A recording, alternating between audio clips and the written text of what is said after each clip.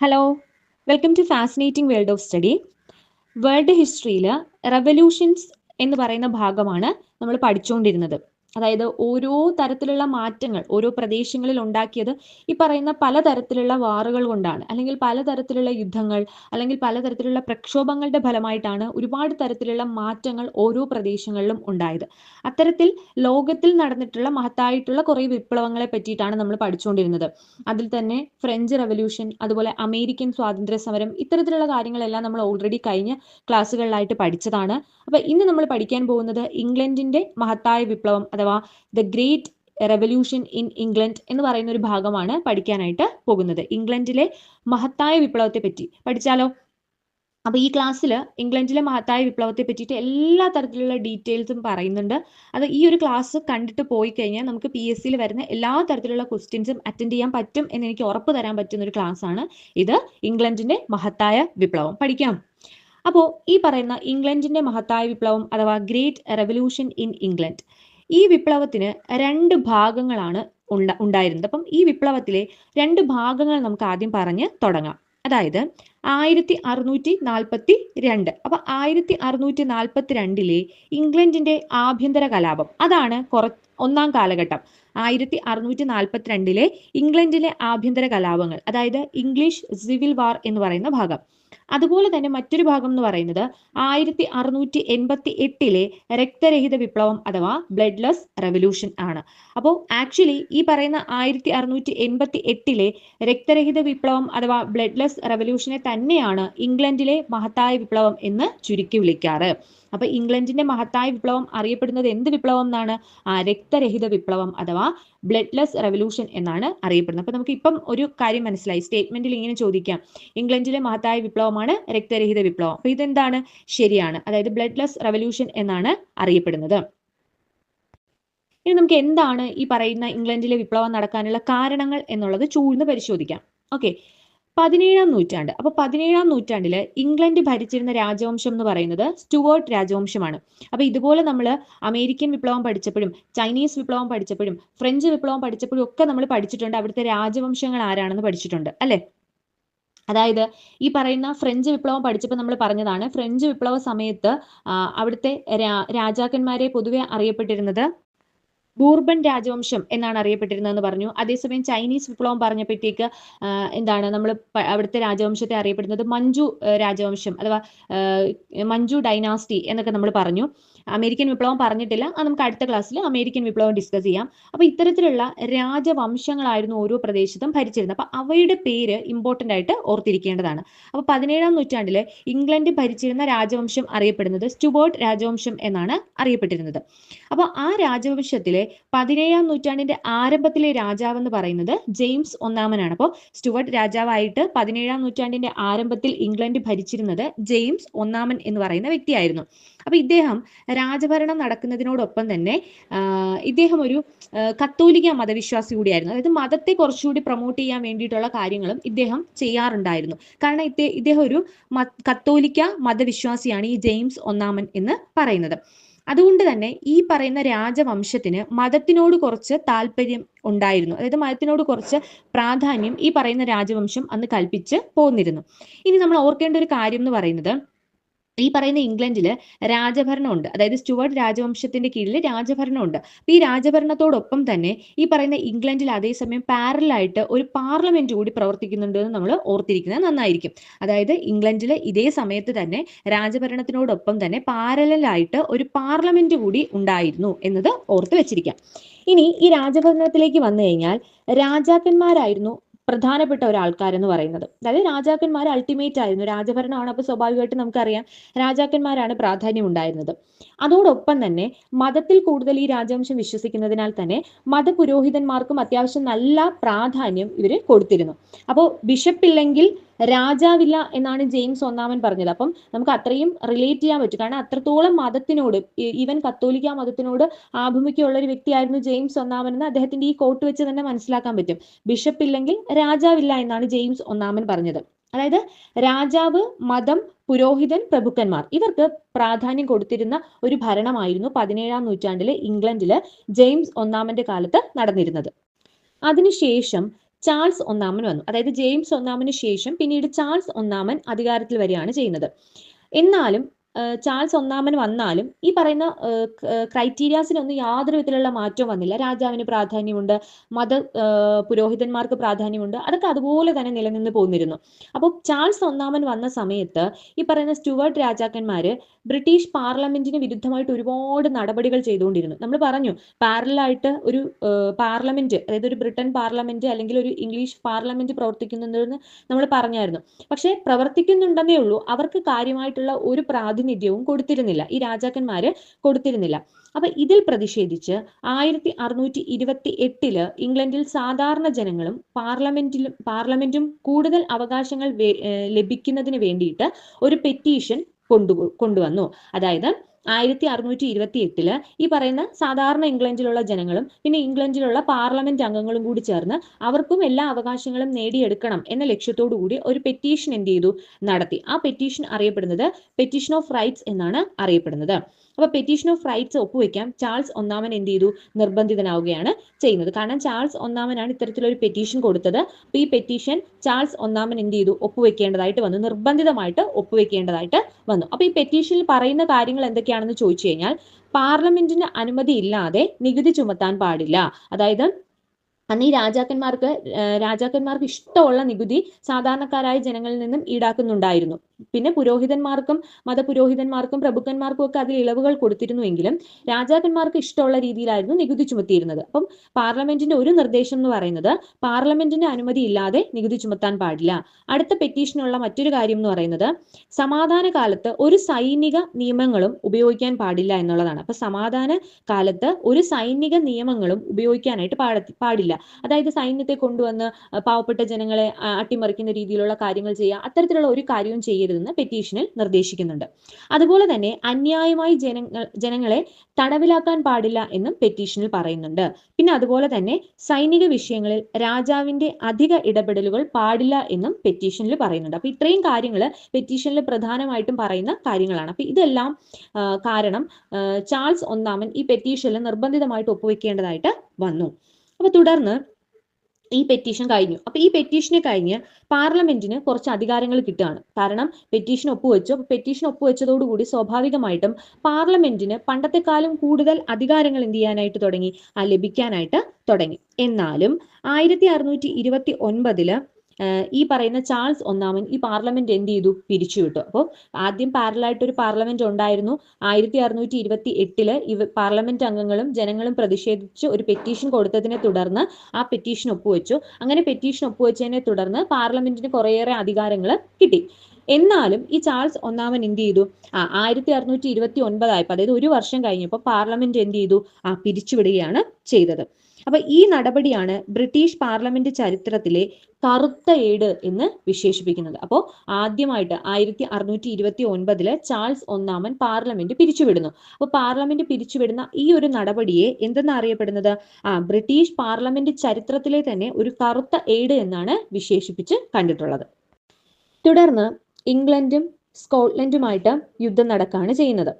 അപ്പൊ അതിനെ തുടർന്നുണ്ടായ സാമ്പത്തിക തകർച്ച ഇംഗ്ലണ്ടിന് നേരിടേണ്ടതായിട്ട് വന്നു. അപ്പോൾ ഇംഗ്ലണ്ടും സ്കോട്ട്ലൻഡും തമ്മിൽ യുദ്ധം നടക്കുന്നു. സ്വാഭാവികമായിട്ടും യുദ്ധാനന്തരം ഇംഗ്ലണ്ടിന് ഒരുപാട് സാമ്പത്തിക തകർച്ച ഉണ്ടായി. യുദ്ധത്തിൽ ജയപരാജയം എന്നതിനേക്കാളും കൂടുതൽ സാമ്പത്തികമായിട്ടും സാമൂഹികമായിട്ടും ഒരുപാട് തകർച്ചകൾ യുദ്ധാനന്തരം രാജ്യങ്ങൾ നേരിടേണ്ടതായിട്ട് വരും. അപ്പൊ അത്തരത്തില് സാമ്പത്തിക തകർച്ച ഇംഗ്ലണ്ട് നേരിടേണ്ടതായിട്ട് വന്നു. അങ്ങനെ ഇത് പരിഹരിക്കുന്നതിനായിട്ട് 1640 പാർലമെന്റ് എന്ത് ചെയ്തു, വീണ്ടും വിളിക്കാനായിട്ട് ചാൾസ് ഒന്നാമൻ നിർബന്ധിതനാവുകയാണ്. അപ്പൊ ചാൾസ് ഒന്നാമൻ വീണ്ടും പാർലമെന്റ് എന്ത് ചെയ്യാണ്, വിളിച്ചു കൂട്ടുകയാണ്. അതായത് 1629 കറുത്ത ഏട് എന്നറിയപ്പെടുന്ന രീതിയിൽ പാർലമെന്റ് ചാൾസ് ഒന്നാമൻ പിരിച്ചുവിട്ടതാണ്. പക്ഷേ സാമ്പത്തിക തകർച്ചയൊക്കെ വന്ന സമയത്ത്, തളർച്ച എന്നാ പറഞ്ഞുകൊണ്ടിരിക്കുന്നത് അല്ലെ, അപ്പൊ സാമ്പത്തിക തകർച്ചയൊക്കെ വന്ന സമയത്ത് ഇപ്പം എന്തെങ്കിലും തരത്തിലുള്ള പരിഹാരങ്ങൾ കാണണം. അപ്പൊ അതിനു വേണ്ടിയിട്ട് ചാൾസ് ഒന്നാമൻ 1640 ആയപ്പോഴത്തേക്ക് പാർലമെന്റിനെ വീണ്ടും എന്ത് ചെയ്തു, വിളിച്ച് ചേർത്തു. അപ്പൊ ഈ പാർലമെന്റ് 1640 മുതൽ 1660 വരെ പ്രവർത്തിച്ചു. അതായത് ഒരു ലോങ് ടൈമിൽ പ്രവർത്തിച്ച ഒരു പാർലമെന്റ് ആയിട്ട് മാറി. അതായത് ഒരു ലോങ് പാർലമെന്റ് ആയിട്ട് തന്നെ തുടർന്നു. ഏകദേശം 1640 വിളിച്ച് 1660 വരെ അത്രയും ലോങ് ആയിട്ട് ഈ പാർലമെന്റ് എന്ത് ചെയ്തു, തുടർന്നു. ഇനി 1641 ഓക്കെ. അപ്പൊ 1641 ട്രൈനൽ ആക്ട് എന്ന പേരിൽ ഒരു നിയമം കൊണ്ടുവരികയാണ് ചെയ്തത്. അപ്പൊ 1641 41 ട്രൈനൽ ആക്ട് എന്ന പേരിൽ ഒരു നിയമം കൊണ്ടുവന്നു. അപ്പൊ എന്താണ് ഈ പറയുന്ന ട്രൈനൽ ആക്ട് എന്ന് ചോദിച്ചു കഴിഞ്ഞാൽ 3 ഇയറിൽ ഒരിക്കൽ, അതായത് 3 വർഷത്തിൽ ഒരിക്കൽ പാർലമെന്റ് വിളിച്ചു കൂട്ടണം. അതുപോലെ പാർലമെന്റ് അംഗങ്ങൾക്ക് 50 ദിവസത്തെ ഹാജർ നിർബന്ധമാക്കണം എന്നൊക്കെ ഉള്ള അംഗീകാരങ്ങൾ അടങ്ങുന്നതാണ് ഈ പറയുന്ന ട്രൈനൽ ആക്ട് എന്ന് പറയുന്നത്. അപ്പൊ 1641 ട്രൈനൽ ആക്ട് കൊണ്ടുവന്നു. അപ്പൊ അതിൽ പറയുന്ന കാര്യങ്ങൾ എന്ന് പറയുന്നത് 3 വർഷത്തിൽ ഒരിക്കൽ പാർലമെന്റ് വിളിച്ചു കൂട്ടണം. അതുപോലെ തന്നെ പാർലമെന്റ് അംഗങ്ങൾക്ക് 50 ദിവസത്തെ ഹാജർ എന്ത് ചെയ്യണം, നിർബന്ധമാക്കണം. ഇത്രയും കാര്യങ്ങളാണ്. ഇത് ചാൾസ് രാജാവ് അംഗീകരിക്കുകയും കൂടി ചെയ്ത ഒരു കാര്യമാണ്. അപ്പൊ 1641 ട്രൈനൽ ആക്ട് ഓർത്തു വെച്ചേക്കാം. ഇത് കഴിഞ്ഞ് 1642 ആവുകയാണ്. അപ്പൊ 1642 ആയപ്പോഴേക്കും പാർലമെന്റും രാജാവും തമ്മിലുള്ള ബന്ധം വീണ്ടും മോശമാവാനായിട്ട് തുടങ്ങി. അപ്പോൾ 1640 ചാൾസ് ഒന്നാമൻ തന്നെയാണ് പാർലമെന്റ് വിളിച്ചു കൂട്ടിയത്, അതായത് സാമ്പത്തിക തകർച്ച പരിഹരിക്കാൻ വേണ്ടിയിട്ട്. പിന്നീട് അവർ ഈ ട്രൈനൽ ആക്ട് ഒക്കെ കൊണ്ടുവന്നെങ്കിലും 1642 ആയപ്പോഴത്തേക്ക് വീണ്ടും പാർലമെന്റും രാജാവും തമ്മിൽ അസ്വാരസ്യങ്ങൾ ഉണ്ടായി. സ്വാഭാവികമായിട്ട് ഇവർക്ക് തമ്മിൽ അങ്ങോട്ടും ഇങ്ങോട്ടും ഇഷ്ടമല്ലല്ലോ. അപ്പൊ വീണ്ടും പ്രശ്നങ്ങൾ ഉടലെടുക്കാനായിട്ട് തുടങ്ങി. അപ്പം വീണ്ടും പ്രശ്നങ്ങൾ, അതായത് ബന്ധം മോശമായതിനെ തുടർന്ന് ഇംഗ്ലണ്ടിനെ ഒരു ആഭ്യന്തര യുദ്ധത്തിലേക്ക് നയിക്കുന്ന അവസ്ഥ വരെ പിന്നീട് എത്തുകയുണ്ടായി. അപ്പോൾ 1642 കൂടി ഈ പറയുന്ന പാർലമെന്റും ഇംഗ്ലണ്ടിലെ രാജാക്കന്മാരും തമ്മിലുള്ള ബന്ധം മോശമാവുകയും അത് തുടർന്ന് ഇംഗ്ലണ്ടിനെ ഒരു ആഭ്യന്തര കലാപത്തിലേക്ക്, അതായത് ഒരു ഇംഗ്ലീഷ് സിവിൽ വാറിലേക്ക് നയിച്ചു എന്ന് വേണം പറയാൻ. എന്നാൽ പാർലമെന്റിലും രാജാവിനെ പിന്തുണയ്ക്കുന്ന അംഗങ്ങൾ ഉണ്ടായിരുന്നു. അതിപ്പോ എല്ലായിടത്തും കാണല്ലോ, കീടങ്ങൾ പോലെ കുറച്ച് പേര്. അപ്പൊ പാർലമെന്റിലും രാജാവിനെ പിന്തുണയ്ക്കുന്ന അംഗങ്ങൾ ഉണ്ടായിരുന്നു, അതും കൂടുതലായിട്ട് ഉണ്ടായിരുന്നു. പാർലമെന്റിലെ അംഗങ്ങളെക്കാളും കൂടുതൽ പിന്തുണയ്ക്കുന്ന അംഗങ്ങളായിരുന്നു കൂടുതലായിട്ട് ഉണ്ടായിരുന്നു. അപ്പൊ രാജാവിനെ പിന്തുണയ്ക്കുന്ന അംഗങ്ങൾ കൂടുതലുണ്ടായിരുന്നു. അതുകൊണ്ട് തന്നെ പാർലമെന്റ് മുന്നോട്ട് വെക്കുന്ന ആശയങ്ങളും പാർലമെന്റിലെ നിയമങ്ങളും അംഗീകരിക്കപ്പെടാതെ പോകുന്നതായിട്ട് നമുക്ക് സ്വാഭാവികമായിട്ട് മനസ്സിലാക്കാമല്ലോ. അങ്ങനെയേ സംഭവിക്കത്തുള്ളൂ. കാരണം ഈ പറയുന്ന പാർലമെന്റിലുള്ള അംഗങ്ങളിൽ കൂടുതൽ ആൾക്കാരും രാജാവിനെ പിന്തുണയ്ക്കുന്ന സമയത്ത് എന്തെങ്കിലും തരത്തിലുള്ള ഒരു വോട്ടെടുപ്പുകളോ അല്ലെങ്കിൽ എന്തെങ്കിലും ഒരു പുതിയ നിയമങ്ങളോ ഒക്കെ വരുന്ന സമയത്ത് ഭൂരിപക്ഷം ഇല്ലാതെ വരുമ്പോൾ അത് അംഗീകരിക്കാൻ പറ്റത്തില്ലല്ലോ. അങ്ങനെ പല കാര്യങ്ങളും പല നിയമങ്ങളും പാർലമെന്റ് പലതിലും പാർലമെന്റ് പിന്നീട് പരാജയപ്പെടുന്നതായിട്ട് കാണാനായിട്ട് പറ്റി. അപ്പോൾ ഈ പാർലമെന്റ് അംഗങ്ങൾ എന്നിട്ടും ചുമ്മാതിരുന്നില്ല. അവരെന്ത് ചെയ്തു? രാജാവിനെ പിന്തുണയ്ക്കുന്ന പാർലമെന്റ് അംഗങ്ങളെ കേണൽ തോമസ് പ്രൈഡ് എന്ന് പറയുന്ന ഒരു വ്യക്തി, അപ്പൊ ഈ കേണൽ തോമസ് പ്രൈഡിന്റെ നേതൃത്വത്തിൽ ബന്ദികളാക്കി. അപ്പൊ രാജാവിനെ പിന്തുണയ്ക്കുന്ന അംഗങ്ങൾ പാർലമെന്റിലും ഉണ്ട്, അല്ലാതെയൊക്കെ ഉണ്ട്. അപ്പൊ ഈ രാജാവിനെ പിന്തുണയ്ക്കുന്ന പാർലമെന്റ് അംഗങ്ങളെ കേണൽ തോമസ് പ്രൈഡ് എന്ന് പറയുന്ന വ്യക്തി അദ്ദേഹത്തിന്റെ നേതൃത്വത്തിൽ ബന്ദികളാക്കുന്നു. അപ്പൊ ഈ ബന്ദികളാക്കുന്ന ഈ നടപടി അറിയപ്പെടുന്നത് പ്രൈഡ് സ്പെർജ് എന്ന പേരിലാണ് അറിയപ്പെടുന്നത്. പ്രൈഡ് സ്പെർജ് നടപടി, അതായത് പ്രൈഡിന്റെ നേതൃത്വത്തിൽ, തോമസ് പ്രൈഡിന്റെ നേതൃത്വത്തിൽ നടന്ന ഒരു ബന്ദിയാക്കൽ നടപടിയാണ്. അപ്പൊ ഈ നടപടി അറിയപ്പെടുന്നത് പ്രൈഡ് സ്പെർജ് നടപടി എന്നാണ് അറിയപ്പെടുന്നത്. അപ്പൊ 1648 ഡിസംബർ 6 ഈ പറയുന്ന പ്രൈഡ് സ്പെർജ് നടപടി നടന്നത്. അതായത് പ്രൈഡിന്റെ ഒരു ശുദ്ധീകരണ നടപടിയാണ്. കാരണം പാർലമെന്റിലുള്ള മോശപ്പെട്ട ആൾക്കാരെ എടുത്തു കളയണം, അതായത് രാജാവിനോട് അനുകൂലിക്കുന്ന ആൾക്കാരെ എടുത്തു കളയാൻ വേണ്ടി, അതായത് ശുദ്ധീകരിക്കണം, മൊത്തത്തിൽ ഒരു ശുദ്ധകലശം നടത്തണം എന്നതിന് വേണ്ടിയിട്ട് നടത്തിയ, പ്രൈഡിന്റെ നേതൃത്വത്തിൽ നടത്തിയ ഒരു ബന്ദിയാക്കൽ നടപടിയാണ് 1648 പ്രൈഡ് സ്പെർജ് നടപടി എന്ന് അറിയപ്പെടുന്നത്. അത് ഇമ്പോർട്ടന്റ് ആണ്. തുടർന്ന് 1649 പ്രൈഡ് സ്പെർജിന്റെ ശേഷം, അതായത് പ്രൈഡ് സ്പെർജിന് ശേഷം ഈ ഒരു സംഭവമൊക്കെ നടക്കുന്നുണ്ട്. അപ്പൊ ഇതിനു ശേഷം ചാൾസ് ഒന്നാമനെ വിചാരണ ചെയ്ത് വധശിക്ഷയ്ക്ക് വിധേയമാക്കുകയാണ് ചെയ്യുന്നത്. 1649 കൂടി ഈ പ്രൈഡ് സ്പെർജ് ഒക്കെ കഴിഞ്ഞു. അതിനുശേഷം ചാൾസ് ഒന്നാമൻ എന്ന് പറയുന്ന രാജാവ്, ബ്രിട്ടീഷ് രാജാവിനെ എന്ത് ചെയ്തു? വിചാരണ ചെയ്ത് വധശിക്ഷയ്ക്ക് വിധേയമാക്കുകയാണ് ചെയ്യുന്നത്. ഇനി ഈ പറയുന്ന പ്രൈഡ് സ്പെർജിന് ശേഷമുള്ള ബ്രിട്ടീഷ് പാർലമെന്റിനെ റം പാർലമെന്റ് എന്നാണ് അറിയപ്പെട്ടത്. അതായത് പ്രൈഡ് സ്പെർജ് എന്തിനാണ് നടത്തിയത്? ഈ പറയുന്ന പാർലമെന്റിനെ ശുദ്ധീകരിക്കുക എന്ന് പറയുന്നത്, പാർലമെന്റിലുള്ള രാജാക്കന്മാരെ അനുകൂലിക്കുന്ന വ്യക്തികളെ എടുത്തു കളഞ്ഞിട്ട് പാർലമെന്റിനെ ശുദ്ധീകരിക്കുക എന്നുള്ളതാണ് ആക്ച്വലി ഈ പറയുന്ന പ്രൈഡ് സ്പെർജ് എന്ന് പറയുന്ന സംഭവം കൊണ്ട് ഉദ്ദേശിക്കുന്നത്. അപ്പോൾ പ്രൈഡ് സ്പെർജിന് ശേഷമുള്ള ബ്രിട്ടീഷ് പാർലമെന്റിനെ അറിയപ്പെടുന്നത് റം പാർലമെന്റ് എന്നാണ് അറിയപ്പെടുന്നത്, അല്ലെങ്കിൽ അവശിഷ്ട പാർലമെന്റ് എന്ന് നമ്മൾ മലയാളത്തിൽ പറയാൻ പറ്റും. അപ്പൊ റം പാർലമെന്റ് അഥവാ അവശിഷ്ട പാർലമെന്റ് എന്നാണ് പ്രൈഡ് സ്പെർജിന് ശേഷമുള്ള പാർലമെന്റിനെ അറിയപ്പെടുന്നത്. അപ്പൊ ഇതിന്റെ തലവൻ ആരാണ്? ഇതിന്റെ തലവൻ എന്ന് പറയുന്നത് ഒളിവർ ക്രോംവെൽ എന്ന് പറയുന്ന വ്യക്തിയാണ്. ഒളിവർ ക്രോംവെൽ എന്ന് പറയുന്ന വ്യക്തിയാണ് ഈ പറയുന്ന റം പാർലമെന്റിന്റെ തലവനായിട്ട് മാറിയത്. അപ്പൊ ഇവിടെ നമ്മൾ പറഞ്ഞ കാര്യം 1648 പ്രൈറ്റ്സ്ബർഗ് എന്ന് പറയുന്ന ഒരു നടപടി നടന്നു. അതായത് ഒരു ബന്ദിയാക്കൽ നടപടി കേണൽ തോമസ് പ്രൈഡിന്റെ നേതൃത്വത്തിലാണ് നടന്നത്. അതിനുശേഷം 1649 ഈ പറയുന്ന ചാൾസ് ഒന്നാമനെയും കൂടി വിചാരണ ചെയ്ത് വധശിക്ഷയ്ക്ക് വിധേയമാക്കി. ഇനി പ്രൈറ്റ്സ്ബർഗിന് ശേഷം ഉള്ള ബ്രിട്ടീഷ് പാർലമെന്റ് അറിയപ്പെടുന്നത് റം പാർലമെന്റ് അഥവാ അവശിഷ്ട പാർലമെന്റ് എന്നാണ് അറിയപ്പെടുന്നത്. ഇതിന്റെ തലവൻ എന്ന് പറയുന്നത് ഒളിവർ ക്രോംവെൽ ആണ് തലവൻ എന്ന് പറയുന്നത്. അപ്പൊ അന്നത്തെ കാലത്ത് ഇംഗ്ലണ്ടില് രാജാക്കന്മാർക്ക് മാത്രമേ സൈന്യം ഉണ്ടായിരുന്നുള്ളൂ. അപ്പൊ രാജാക്കന്മാർക്ക്, അതായത് ഭരിച്ചുകൊണ്ടിരിക്കുന്ന രാജാക്കന്മാർക്ക് മാത്രമേ അന്ന് സൈന്യം ഉണ്ടായിരുന്നുള്ളൂ. എന്നാൽ ആഭ്യന്തര കലാപ സമയത്ത് പാർലമെന്റിന്റെ സഹായിക്കാൻ വേണ്ടിയിട്ട് പാർലമെന്റിനും ഈ പറയുന്ന ഒരു സൈന്യം വേണം എന്നുള്ളൊരു തീരുമാനത്തില് പാർലമെന്റ് ഒരു ന്യൂ മോഡൽ ആർമി എന്നറിയപ്പെടുന്ന ഒരു സൈന്യം എന്ത് ചെയ്തു, രൂപീകരിച്ചു. അപ്പോൾ ഈ പറയുന്ന ആഭ്യന്തര കലാപങ്ങൾ നടക്കുന്ന സമയത്ത് ഈ ആഭ്യന്തര കലാപത്തിന്റെ ഭാഗമാണ് ഈ പറയുന്ന പ്രൈറ്റ്സ്ബർഗിന്റെ നടപടി എന്നൊക്കെ പറയുന്നതും ഈ പറയുന്ന ആഭ്യന്തര കലാപത്തിന്റെ ഭാഗമാണ്. അപ്പൊ ഈ ആഭ്യന്തര കലാപങ്ങളൊക്കെ നടക്കുന്ന സമയത്ത് പാർലമെന്റ് എന്ത് ചെയ്തു, ആ പാർലമെന്റിന്റെ ആവശ്യത്തിന് വേണ്ടിയിട്ട് ഒരു സൈന്യത്തെ രൂപീകരിച്ചു. ആ സൈന്യം അറിയപ്പെടുന്നത് ന്യൂ മോഡൽ ആർമി എന്ന പേരിലാണ് അറിയപ്പെടുന്നത്. അപ്പൊ ആ ന്യൂ മോഡൽ ആർമിയുടെ സ്ഥാപകനും ആര് തന്നെയാണ്, ഒളിവർ ക്രോംവെൽ തന്നെയാണ്. അപ്പോൾ ഒളിവർ ക്രോംവെല്ലാണ് റം പാർലമെന്റ് അല്ലെങ്കിൽ അവശിഷ്ട പാർലമെന്റിന്റെ തലവൻ. അതുപോലെ തന്നെ ന്യൂ മോഡൽ ആർമി എന്ന് പറയുന്ന സൈന്യം രൂപീകരിച്ചതും ഈ പറയുന്ന ഒളിവർ ക്രോംവെല്ലിന്റെ നേതൃത്വത്തിലാണ്. ഇനി അത് കഴിഞ്ഞ് ഒളിവർ ക്രോംവെല്ലിന്റെ നേതൃത്വത്തിലുള്ള ഭരണ കാലഘട്ടം അറിയപ്പെടുന്ന ഒരു പേരെന്ന് പറയുന്നത് കോമൺവെൽത്ത് കാലഘട്ടം എന്നാണ് അറിയപ്പെടുന്നത്. അപ്പൊ ഈ ഒളിവർ ക്രോംവെല്ല് ഈ പറയുന്ന റം പാർലമെന്റിനെ നയിച്ചുകൊണ്ട് പോകുന്നുണ്ട്. അതുപോലെ തന്നെ ഈ സമയത്ത് സൈന്യം രൂപീകരിക്കുന്നുണ്ട്. അപ്പൊ ഇത്തരത്തില് ഒളിവർ ക്രോംവെല്ലിന്റെ നേതൃത്വത്തിൽ നടന്ന ഒരു ഭരണ കാലഘട്ടം, ഇംഗ്ലണ്ടിൽ നടന്ന ആ ഭരണ കാലഘട്ടം അറിയപ്പെടുന്ന പേരെന്ന് പറയുന്നത് കോമൺവെൽത്ത് കാലഘട്ടം എന്നാണ് അറിയപ്പെടുന്നത്. ഇനി ഇതിനൊക്കെ ശേഷം, അതായത് 1653 ശേഷമാണ് ഇനി നമ്മൾ പറയുന്നത്. അപ്പൊ 1653 ശേഷം ഏകദേശം ഒരു 1653 മുതൽ 1659 വരെ ഈ പറയുന്ന ഒളിവർ ക്രോംവെല്ല് ബ്രിട്ടൻ ഭരിക്കുന്നതിന് വേണ്ടിയിട്ട് പ്രൊട്ടക്ടറേറ്റ് എന്ന് പറയുന്ന ഒരു ഭരണ സംവിധാനം രൂപം നൽകുകയായിരുന്നു ചെയ്തത്.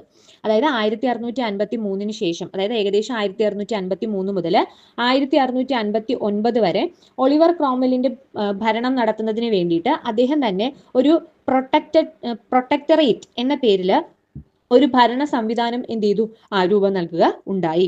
അതായത് ലോർഡ് പ്രൊട്ടക്ടർ എന്നറിയപ്പെടുന്നതും ഒളിവർ ക്രോംവെൽ തന്നെയാണ് ആണല്ലോ. അപ്പൊ അതുകൊണ്ടാണ് പ്രൊട്ടക്ടറേറ്റ് എന്ന് പറയുന്നത് പേര് ആ ഭരണ സംവിധാനത്തിന് കൊടുത്തത്. അതുകൊണ്ടാണ്, അതായത് ലോർഡ് പ്രൊട്ടക്ടർ എന്നറിയപ്പെടുന്നതും ഈ പറയുന്ന ഒളിവർ ക്രോംവെൽ തന്നെയാണ്. അപ്പൊ അത്രയും ഇമ്പോർട്ടന്റ് ആയിട്ടുള്ള ഒരു വ്യക്തിയാണ്. അതായത് ഈ പറയുന്ന ഇംഗ്ലണ്ടിന്റെ മഹത്തായ വിപ്ലവം പറയുന്ന സമയത്ത് നമുക്ക് ഒഴിച്ചുകൂടാൻ പറ്റാത്തൊരു പേരാണ് ഒളിവർ ക്രോംവെൽ എന്ന് പറയുന്നത്. ഇനി അദ്ദേഹത്തെ ലോർഡ് പ്രൊട്ടക്ടർ എന്നും അറിയപ്പെടാറുണ്ട്. ഇനി ഇംഗ്ലണ്ടിന്റെ സംരക്ഷകൻ, അതുപോലെ പ്രൊട്ടക്ടർ എന്നീ പേരുകളിലും അറിയപ്പെടുന്നുണ്ട്. സ്വാഭാവികമായിട്ടും പ്രൊട്ടക്ടർ എന്ന് പറയുമ്പോൾ സംരക്ഷകൻ എന്നാണല്ലോ അർത്ഥം. അപ്പൊ ഇംഗ്ലണ്ടിന്റെ സംരക്ഷകൻ എന്നറിയപ്പെടുന്നത് ആരാണ്, ഒളിവർ ക്രോംവെൽ ആണ്. അദ്ദേഹത്തെ ലോർഡ് പ്രൊട്ടക്ടർ എന്നും അറിയപ്പെടാറുണ്ട്. ഓക്കെ ആണല്ലോ. ഇനി ഈ ഒളിവർ ക്രോംവെല്ലിന് ശേഷം, അതായത് ഒളിവർ ക്രോംവെൽ ഏകദേശം 1659 വരെയൊക്കെ ഭരണം ഇങ്ങനെ നടത്തിക്കൊണ്ട് പോന്നു. ഒളിവർ ക്രോംവെല്ലിന് ശേഷം അധികാരത്തിൽ വന്നത് ചാൾസ് രണ്ടാമനാണ്. ഓക്കെ, ചാൾസ് ഒന്നാമൻ ഉണ്ടായിരുന്നു. ആദ്യം ജെയിംസ് ഒന്നാമനായിരുന്നു, പിന്നീട് ചാൾസ് ഒന്നാമൻ വന്നു. പിന്നീടാണ് പാർലമെന്റ് ഭരണം എടുക്കുന്നത്. ആ സമയത്ത് ഒളിവർ ക്രോംവെല്ല് വന്നു. പിന്നീട് അതിനുശേഷം ഒളിവർ ക്രോംവെല്ലിനും ശേഷം ചാൾസ് രണ്ടാമൻ എന്ത് ചെയ്യാണ്, ഭരണത്തിൽ വരികയാണ്. അപ്പൊ ചാൾസ് രണ്ടാമന്റെ കാലഘട്ടത്തിൽ ഇംഗ്ലണ്ടിൽ പാസ്സാക്കിയ ഒരു നിയമമുണ്ട്, അത് ഓർത്തു വെക്കുക. 1679 ഹേബിയസ് കോർപ്പസ് നിയമം. അപ്പോൾ ചാൾസ് രണ്ടാമന്റെ കാലഘട്ടത്തിൽ ഇംഗ്ലണ്ടിൽ നടപ്പാക്കിയ നിയമം ഏതാണ്, 1679 ഹേബിയസ് കോർപ്പസ് നിയമമാണ്. അപ്പൊ ഈ ചാൾസ് രണ്ടാമന്റെ കാലഘട്ടത്തിൽ ഇംഗ്ലണ്ടില് വിങ് ആൻഡ് ടോറി എന്ന ഒരു രാഷ്ട്രീയ കക്ഷി കൂടി രൂപപ്പെടുകയുണ്ടായി. അപ്പോൾ ചാൾസ് രണ്ടാമന്റെ കാലഘട്ടത്തിലെ വിങ് ആൻഡ് ടോറി എന്നറിയപ്പെടുന്ന ഒരു രാഷ്ട്രീയ കക്ഷി കൂടി രൂപപ്പെടുന്നു എന്ന് ഓർത്തു വെച്ചേക്കാം. പിന്നീട് ചാൾസ് രണ്ടാമൻ എന്ത് ചെയ്യുന്നു, മരിക്കുന്നു. അപ്പൊ ചാൾസ് രണ്ടാമന്റെ മരണത്തെ തുടർന്ന് ജെയിംസ് രണ്ടാമൻ എന്ത് ചെയ്യാണ്, അധികാരത്തിൽ വരികയാണ്. അപ്പൊ ആദ്യം ജെയിംസ് ഒന്നാമൻ, പിന്നീട് ചാൾസ് ഒന്നാമൻ, പിന്നീട് ഈ പറയുന്ന പാർലമെന്റിന്റെ നേതൃത്വത്തിൽ ലോർഡ് പ്രൊട്ടക്ടർ എന്നറിയപ്പെടുന്ന ഒളിവർ ക്രോംവെല്ലിന്റെ ഭരണം. അതിനുശേഷം വീണ്ടും ചാൾസ് രണ്ടാമൻ വരുന്നു. പിന്നീട് വീണ്ടും ആര് വരികയാണ്, ജെയിംസ് രണ്ടാമൻ വരികയാണ്. അപ്പോൾ ചാൾസ് രണ്ടാമന് ശേഷം ജെയിംസ് രണ്ടാമനാണ് ഇപ്പൊ ഭരണത്തിൽ വരുന്നത്. ഈ ജെയിംസ് രണ്ടാമന്റെ അധികാരം എന്ന് പറയുന്നത്, അല്ലെങ്കിൽ അദ്ദേഹം അധികാരത്തിൽ വന്ന ശേഷം ഈ പറയുന്ന ഒരുപാട് നടപടികൾ കൈക്കൊണ്ടു. അപ്പൊ ഇദ്ദേഹം ജെയിംസ് രണ്ടാമൻ അധികാരത്തിൽ വന്ന് കൈക്കൊണ്ട നടപടികളെല്ലാം തന്നെ പാർലമെന്റിന് എതിരാവുന്ന രീതിയിലുള്ള നടപടികൾ വീണ്ടും കൊണ്ടുവരാനായിട്ട് തുടങ്ങി. അപ്പൊ വീണ്ടും പാർലമെന്റും ഈ പറയുന്ന രാജാവും തമ്മിൽ തർക്കങ്ങൾ ഉണ്ടാകാനുള്ള കാരണമായി. നേരത്തെ ഒരു സമാധാനപരമായിട്ട് ആഭ്യന്തര കലാപങ്ങളൊക്കെ നടത്തി പിന്നീട് ഒരു സമാധാനപരമായിട്ടുള്ള ഒരു പാർലമെന്റ് ലോങ് ടൈമിൽ പ്രവർത്തിച്ചു പോന്നു. പിന്നീട് അതിനുശേഷം ഒളിവർ ക്രോംവെല്ലൊക്കെ നല്ല സമാധാനപരമായിട്ട് പോകുമായിരുന്നു. അപ്പൊ ഈ പാർലമെന്റും രാജാക്കന്മാരും തമ്മിൽ വലിയ പ്രശ്നങ്ങളൊന്നും ഇല്ലാതെ പൊയ്ക്കൊണ്ടിരിക്കുകയായിരുന്നു. അതിനുശേഷം ചാൾസ് രണ്ടാമൻ വന്നെങ്കിലും വലിയ പ്രശ്നങ്ങളൊന്നും ഇല്ലാതെ പോയി. എന്നാൽ ജെയിംസ് രണ്ടാമൻ വന്നപ്പോൾ പിന്നീട് ചെറിയ ചെറിയ പ്രശ്നങ്ങൾ പാർലമെന്റ് രാജാക്കന്മാരും തമ്മിൽ വീണ്ടും വരാനായിട്ട് തുടങ്ങി. അപ്പോൾ ജെയിംസ് രണ്ടാമന്റെ ഭരണത്തോട് താല്പര്യം പാർലമെന്റിന് തീരെ കുറഞ്ഞു. അപ്പൊ പാർലമെന്റ് അദ്ദേഹത്തിന്റെ മുൻ ഭാര്യയിലെ മകളായ മേരി രണ്ടിനെയും ഭർത്താവായ വില്യം മൂന്നിനെയും എന്ത് ചെയ്തു? ഇംഗ്ലണ്ടിലേക്ക് ക്ഷണിക്കാൻ ശ്രമിച്ചു. അപ്പൊ എന്താണ്? അപ്പൊ ജെയിംസ് രണ്ടാമന്റെ ഭരണകാലത്ത് അദ്ദേഹത്തിന്റെ ഭരണം പാർലമെന്റിനെതിരായിരുന്നു. അപ്പൊ ആ ഭരണത്തിൽ പാർലമെന്റിന് ഒരുപാട് അസ്വാരസ്യങ്ങൾ ഉണ്ടായിരുന്നു. അപ്പൊ ആ ഭരണം താല്പര്യമില്ലാതിരുന്നതോടുകൂടി പാർലമെന്റ് എന്ത് ചെയ്തു? ഈ ജെയിംസ് രണ്ടാമന്റെ മുൻ ഭാര്യയിലെ മകളായ മേരി രണ്ടിനെയും അതുപോലെ തന്നെ ഭർത്താവായ വില്യം മൂന്നിനെയും അവര് ആ സമയത്ത് ഹോളണ്ടിലെ രാജാക്കന്മാരായിരുന്നു. ഈ പറയുന്ന വില്യം മൂന്ന് ഹോളണ്ടിലെ രാജാവായിരുന്നു. അവിടുത്തെ രാജ്ഞിയായിരുന്നു മേരി എന്ന് പറയുന്നത്, മേരി സെക്കൻഡ്. അപ്പൊ ഈ മേരി സെക്കൻഡിനെയും ഭർത്താവായ വില്യം മൂന്നിനെയും ഹോളണ്ടിൽ നിന്ന് വിളിച്ചു വരുത്തി. ആര് വിളിച്ചു? ഈ പറയുന്ന പാർലമെന്റ് അംഗങ്ങള് ഈ പറയുന്ന ഇംഗ്ലണ്ടിലേക്ക് വിളിക്കാനായിട്ട്, അല്ലെങ്കിൽ ഇംഗ്ലണ്ടിലേക്ക് ക്ഷണിച്ചു. അപ്പൊ ഇതേ തുടർന്ന് 1688 ജെയിംസ് രണ്ട് ഫ്രാൻസിലേക്ക് എന്ത് ചെയ്തുവാണ്? പലായനം ചെയ്യാണ്. അപ്പൊ ഇതിനെ തുടർന്ന് കുറച്ച് പ്രശ്നങ്ങളൊക്കെ ഉണ്ടായി. തുടർന്ന് 1688 ആയപ്പോഴത്തേക്ക് ജെയിംസ് രണ്ട് എന്ത് ചെയ്തു? ഫ്രാൻസിലേക്ക് പലായനം ചെയ്യാണ് ചെയ്യുന്നത്. അപ്പൊ ഇതോടുകൂടി ഇംഗ്ലണ്ടില് രാജാവിന്റെ സ്വേച്ഛാധിപത്യ ഭരണം എന്ത് ചെയ്യാണ്? അവസാനിക്കുകയാണ്. അപ്പൊ രാജാവിന്റെ സ്വേച്ഛാധിപത്യ ഭരണം അവസാനിക്കുകയും പാർലമെന്റിന്റെ നിയന്ത്രണത്തിലുള്ള ഒരു രാജവാഴ്ചയ്ക്ക് തുടക്കം കുറിക്കുകയും ചെയ്തു. അപ്പൊ ഇത്തരത്തിലൊരു അധികാര കൈമാറ്റം നടന്നു അല്ലെ. അതായത് രാജാവിന്റെ നേതൃത്വത്തിലുള്ള ഇംഗ്ലണ്ടിലെ സ്വേച്ഛാധിപത്യ ഭരണം അവസാനിക്കുകയും തുടർന്ന് പാർലമെന്റിന്റെ കൂടി നിയന്ത്രണത്തിലുള്ള ഒരു രാജഭരണം അല്ലെങ്കിൽ ഒരു രാജവാഴ്ചയ്ക്ക് തുടക്കം കുറിക്കുകയും ചെയ്തു. അപ്പൊ ഇത്തരത്തിലൊരു അധികാര കൈമാറ്റം അവിടെ നടന്നു. അപ്പൊ ഈ അധികാര കൈമാറ്റം അറിയപ്പെടുന്നതാണ് 1688 മഹത്തായ വിപ്ലവം എന്ന് പറയുന്നത്, അതായത് ഗ്ലോറിയസ് റെവല്യൂഷൻ എന്നറിയപ്പെടുന്നത്. കാരണം ഈ അധികാരങ്ങൾ കൈമാറി വന്ന് ഒരുപാട് വിപ്ലവങ്ങൾ, ഒരുപാട് ആഭ്യന്തര കലാപങ്ങൾ നടന്നു. ആ കലാപത്തിന്റെയൊക്കെ പിന്നീട് അവസാനം ഇത്തരത്തിലെ രാജവാഴ്ച അവസാനിച്ചു. അതായത് സ്വേച്ഛാധിപത്യ രാജവാഴ്ച അവസാനിക്കുകയും പാർലമെന്റിന്റെ നിയന്ത്രണത്തിലുള്ള ഒരു രാജവാഴ്ചയിലേക്ക് വരികയും ചെയ്തു. അപ്പൊ അത്തരത്തിലൊരു അധികാര കൈമാറ്റമാണ് 1688 കൂടി നടന്നത്. അപ്പൊ അതിനെ അറിയപ്പെടുന്നത് മഹത്തായ വിപ്ലവം അഥവാ ഗ്ലോറിയസ് റെവല്യൂഷൻ എന്നാണ് അറിയപ്പെടുന്നത്. ഈ വിപ്ലവത്തിലൂടെ ജെയിംസ് രണ്ടിന്റെ രാജപദവി നഷ്ടപ്പെടുകയാണ്. സ്വാഭാവികമായിട്ട് നമുക്കറിയാം ജെയിംസ് രണ്ട് പലായനം ചെയ്തതോടു കൂടിയാണ് ഈ പറയുന്ന സ്വേച്ഛാധിപത്യ ഭരണം അവസാനിക്കുന്നത്. അപ്പൊ അതോടുകൂടി രാജപദവി നഷ്ടപ്പെടുന്നു, അദ്ദേഹം പലായനം ചെയ്യുകയും ചെയ്യുവാണ്. അപ്പൊ ഇത്തരത്തിലുള്ള ആ ഒരു കൈമാറ്റ വ്യവസ്ഥ, അതായത് ഈ ഒരു അധികാര കൈമാറ്റം, അതാണ് ആക്ച്വലി 1688 മഹത്തായ വിപ്ലവം, ഗ്ലോറിയസ് റെവല്യൂഷൻ ആയിട്ട് പറയുന്നത്. ഈ ഇംഗ്ലണ്ടിലെ മഹത്തായ വിപ്ലവത്തെ രക്തരഹിത വിപ്ലവം എന്ന് വിളിക്കുന്നു നമ്മൾ ആദ്യമേ പറഞ്ഞതാണ്. ബ്ലഡ്ലെസ് റെവല്യൂഷൻ എന്നറിയപ്പെടുന്നു എന്ന് പറഞ്ഞു. അതുപോലെ തന്നെ കൊട്ടാരം വിപ്ലവം, അതായത് പാലസ് റെവല്യൂഷൻ എന്നറിയപ്പെടുന്നുണ്ട്. അതുപോലെ പ്യൂറിറ്റൻ വിപ്ലവം എന്നറിയപ്പെടുന്നുണ്ട്. അതുപോലെ ഗ്ലോറിയസ് റെവല്യൂഷൻ, നേരത്തെ പറഞ്ഞു ഗ്ലോറിയസ് റെവല്യൂഷൻ എന്നറിയപ്പെടുന്നതും ഒക്കെ ഇംഗ്ലണ്ടിലെ മഹത്തായ വിപ്ലവം തന്നെയാണ്. ഓക്കെ, ഈ മഹത്തായ വിപ്ലവം എന്ന് വിളിക്കാൻ കാരണം എന്താണ്?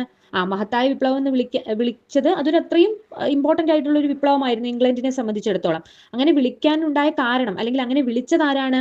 ജോൺ ഹാംപ്റ്റൺ എന്ന് പറയുന്ന ഒരു വ്യക്തിയാണ്. ഹാംപ്റ്റൺ എന്ന് പറയുന്ന വ്യക്തിയാണ് ഇതൊരു മഹത്തായ വിപ്ലവമാണ്, ഇംഗ്ലണ്ടിനെ സംബന്ധിച്ചിടത്തോളം ഇതൊരു മഹത്തായ വിപ്ലവമാണ്, അതുകൊണ്ട് ഈ വിപ്ലവത്തെ ഇംഗ്ലണ്ടിലെ മഹത്തായ വിപ്ലവം എന്ന് വിശേഷിപ്പിച്ചത് ജോൺ ഹാംപ്റ്റൺ ആണെന്ന് ഓർത്ത് വെച്ചേക്കാം.